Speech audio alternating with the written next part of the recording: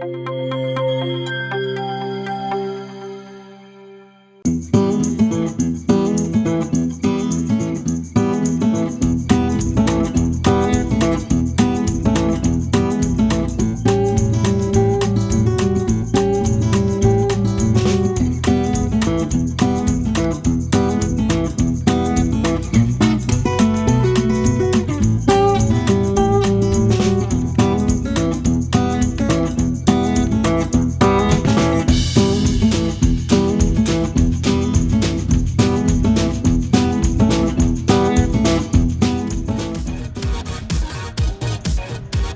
the name of the book that Lynda Drake has written is called The Power of Imperfect Parents.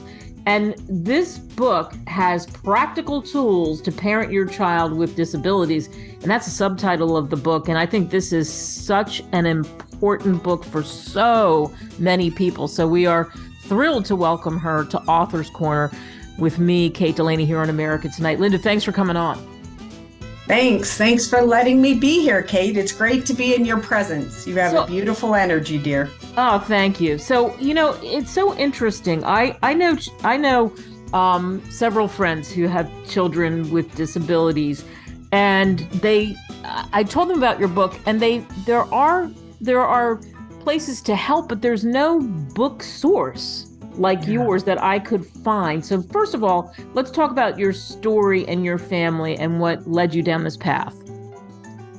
And that's really why I wrote the book, because I had my children in 1986 and 1993, and the three children that I have labels including Down syndrome, autism, mood disorder, diabetes, ADD, and dyslexia, severe life-threatening allergies. So just this mix of all these different things.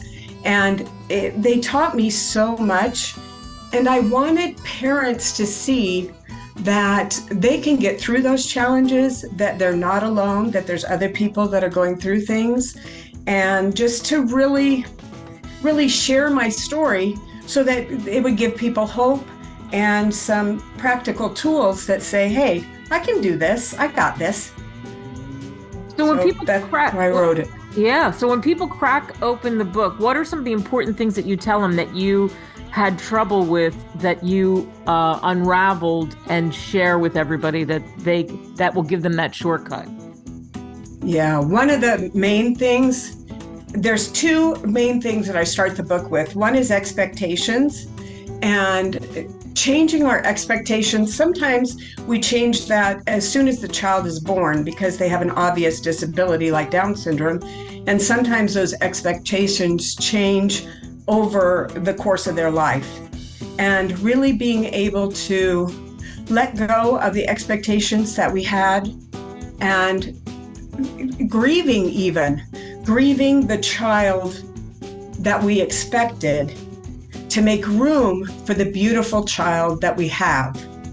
And that was a huge piece. And so accepting all of what's going on. And honestly, my daughter, when she was diagnosed with attention deficit disorder and dyslexia, my twins had been born, they were about a year old, and I couldn't accept it. I couldn't. It was just too much. And it took me a couple years to really say, okay, she has challenges too. And to really, once I accepted it, then I was able to get myself the help I needed to teach her in better ways that were more effective for her, and for her to get the help that she needed, at least some of it. So that was really important. So the expectations, the acceptance are super important, and love. That being able to love our children just as they are, but even more importantly, being able to love ourselves through it all. Because there are times when you don't feel like a good parent, no matter what type of kids you have. At least that's been my experience. So I really believe that a perfect parent is an oxymoron. It's just not even possible. There's just way too many choices, way too many decisions. So just embracing that, accepting that, and saying, you know what? I can't be perfect, but I can be better today than I was yesterday. And I can do this crazy thing called parenting from a place of love. Oh, that's the hashtag for sure, from a place of love. And you say, in the book you talk about, give yourself credit, as you're saying here, for the skills that you have, Right. even as you're trying to do better, because you're humans. And what do you find with the kids? They're incredibly resilient, aren't they? They really are. My kids, my son with Down syndrome also has severe behaviors. And like behaviors that can become so violent, we have to call the police. And my daughters have been through that with me and my husband. And we're having to restrain him and that kind of thing. And when you have been through that kind of trauma, really trauma, you learn you can handle anything. My kids can handle all kinds of stuff. And learning in that moment even to hold a space of love. That's one thing I've always told my daughters when my son is going through a behavior like that, is to hold that space of love, to love him in a moment when he can't love himself. And even when it's challenging for us to love him, it really was a great workout of our own love muscles. And it taught us about how to go through those kind of very challenging situations in ways that helped us on the other end be better people.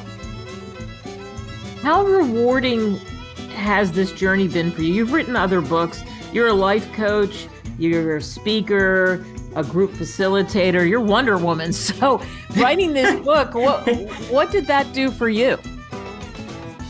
Wow. Writing this book, and also for 22 years, I was a job developer. So I've helped people with all types of disabilities and those experiencing homelessness find jobs. Through that experience, as well as my own kids, so rewarding. And honestly, every person I've ever worked with, my kids, all the clients I've worked with, they have taught me amazing things about life, about going through challenges and coming out the other side stronger, more of the person that they want to be. So being open to learn about that has really been amazing. But also in writing this book, I've also had my own journey of self-discovery. And one of the things that I've learned is strength. I do feel like I'm a strong woman, but honestly, before, what strength meant to me was being strong enough to not need anybody else, being strong enough to not have to listen to anyone. And now I see that real strength comes from my vulnerability, my saying, okay, I raised my hand and I said, can you please help me? Because this is more, right today, this is more than I can handle. And that has taught me that that's true strength, and that strength and vulnerability also brings connection. Because as I ask you for help in an empowering way like that, you can help me today. And then when you have challenges, I'll help you.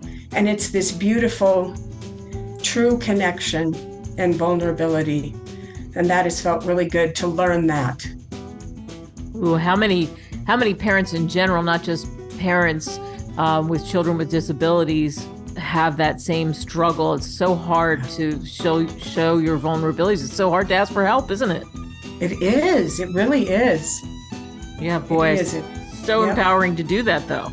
It is. And it's empowering for everybody. That's one of the things I've learned through this journey, too, is when, like Alex has had behaviors in public before, and I've needed help. I've needed people who I didn't even know. One time he was trying to walk into this traffic on this busy street. He really wanted to kill himself at that moment. And these beautiful women stopped and asked me, do you need help? And I was like, yes, I need help. And they helped me redirect Alex. And we were able to go and he stayed safe and we went somewhere else. And how crazy, one of the women was an EMT, an emergency medical person. So she was used to dealing with that kind of thing. But by him needing help and me asking for help, it allowed what I call grace to flow through that moment. Because when we're helping somebody, it feels amazing. We can be the hero of that moment. But if nobody ever needed help, none of us would ever be able to experience that. So learning that it doesn't only help me to ask for help, but it asks the person that I'm saying, please help me this moment. It allows them to have that beautiful feeling, that grace moving through them, allowing them to help.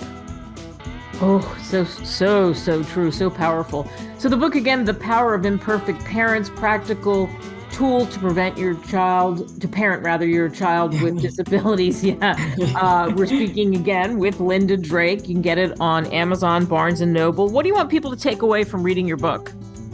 Well, there's a few things. The most important things to me are, first, you're not alone. You are not on this journey alone. Other people have dealt with challenges too.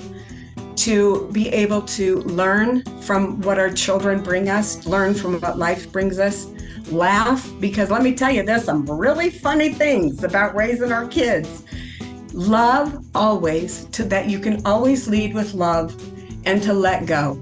Let go of that stuff that no longer serves you, like thinking you're doing a terrible job or whatever you're holding on to, just letting it go.